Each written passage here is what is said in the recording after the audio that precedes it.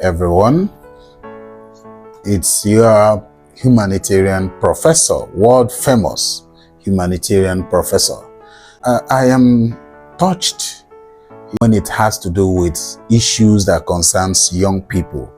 And that's actually why being bothered by the way and manner our society is turning to, particularly how our young people live their lives these days.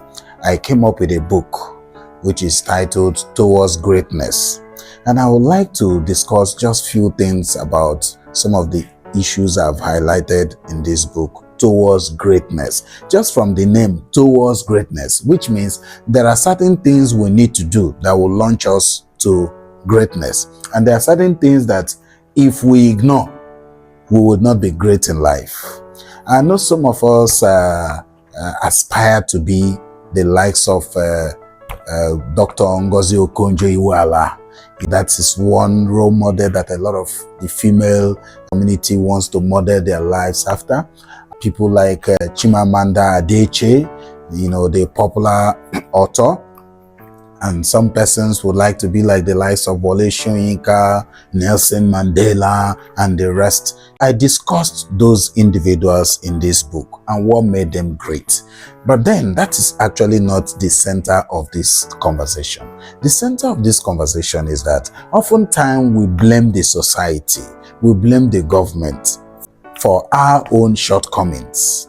It is high time we stop blaming the government, even though I acknowledge the fact that the government hasn't done, that much to help the young people in this society or in this part of the world. But then, when government has failed in their responsibility, would you also like to fail yourself?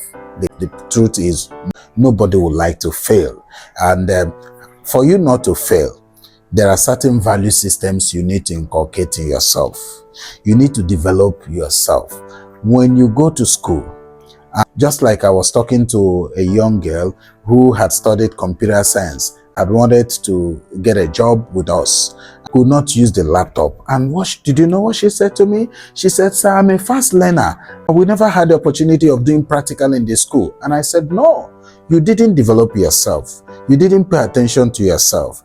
If you go through school and school didn't teach you some of those things in a practical way, find a way. You can go to a business center and tell them, 'Sir, please, I want to just work with you. I want to volunteer with you in this business center. You can give me any job for me to do for you.' In the course of doing that, you are building your skills. You are typing skills, Microsoft skills, another computer skills, including graphic designs and the rest. So we should not allow only the government to provide everything for us. So we need to look for opportunities where we can attend seminars, attend conferences, develop yourself. If you fail to plan, you will plan to fail. So we must not. A lot of us often, for those who are privileged, we often leave the challenges and the task for our parents. And I always say, you cannot brag for what your father has. Don't make boast of your father's cars. Don't make boast of your father's properties. You need to work hard to get your own property. You need to work hard to get your own cars. And how do you do that? It is when you have developed yourself, when you have prepared yourself. Then, just like the motto of the Boy Scout says, be prepared. A lot of people want to wait for opportunities until when opportunities come, they start saying, okay, I'm a fast learner. I can do the job. I just need small training. No, you don't wait for opportunities before you prepare yourself. You prepare yourself waiting for opportunities. It is said that heaven help those who help themselves. So what are you supposed to do? You see, even those who feel they are intelligent, your intellectual capacity can take you somewhere. Your connections can take you somewhere. Who can take you even to the palace, even to the presidency, but it will not sustain you. Do you know what will sustain you there? You need to first and foremost have a lot of skills that will keep you there.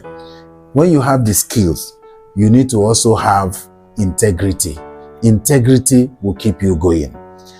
What else do you need? loyalty. Loyalty will keep you going. Now, a lot of people became governors today because of loyalty, because of integrity, because of how well they have served. Many of us believe that you can actually become rich overnight, and that's why we're going through short routes. You want to do Yahoo Plus, you want to do ritual killings and all of those things, forgetting the consequences of some of those things. Our forefathers and our fathers, our parents, didn't go through that route. Many of them started from humble beginning, and whatever thing you hurriedly get, you may also hurriedly part with it. So what are we supposed to do as young people? We need to have moral integrity. We need to understand ethics and value system, build certain values in yourself. And I want to share one particular values that many of us do not know. I've talked about loyalty, but do you know that appreciating people, even in the little that they do for you, can go a long way? I want to give an instance. If you're a student and you're in the higher institution studying, have you ever imagined how a lecturer will feel after the class? You walk up to a lecturer and say, "Sir, excuse me, sir," and then he probably will turn and will thinking within himself, "What's this, guy trying to ask me, or what's this girl trying to ask me?" She probably not understand what was taught in the class, and then he stopped to listen to you. And you say, "Sir, I just want to say thank you for today's lecture. You thrilled me. I have never been motivated this way before in my class." Do you know what you have succeeded in doing? You have succeeded in engraving your name in the heart of that lecturer. The lecturer will come after you. Now, every time that lecturer comes to class, the first person to ask, if your name is Elizabeth, where is Elizabeth? If your name is Jennifer, where is Jennifer? Where is she? Is she in this class? Why? You have succeeded in engraving your name in the heart of that lecturer.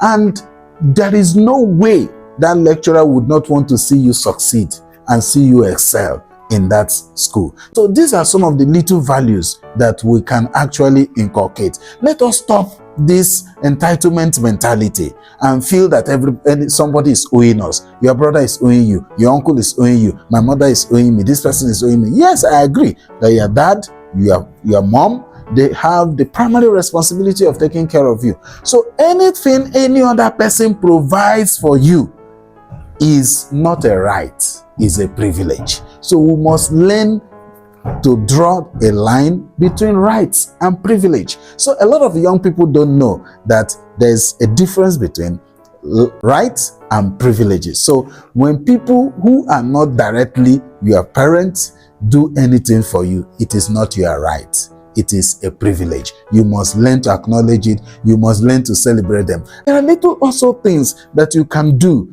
to actually capture the heart of someone. Do you know that even sending happy new moon, sir, happy weekend, sir, may the Lord do this for you. May, if he's a Muslim, may Allah open more doors. May Allah cause you to succeed. Some of us feels that it is only rich people that should give to us. We have that entitlement mentality because he is rich. So at any given time you are reaching out to somebody, it has to be the person to give you. You must also learn how to give, because don't forget, Bill Gates said, no one is too poor that he has nothing to give. No one is too rich that he cannot still receive. And ladies and gentlemen, I'm going to cut this talk short here, and I'll see you again on the next episode, where I'm going to give you more details on how to excel in life and some of the steps you need to take towards becoming a great person in life. See you. Bye for now.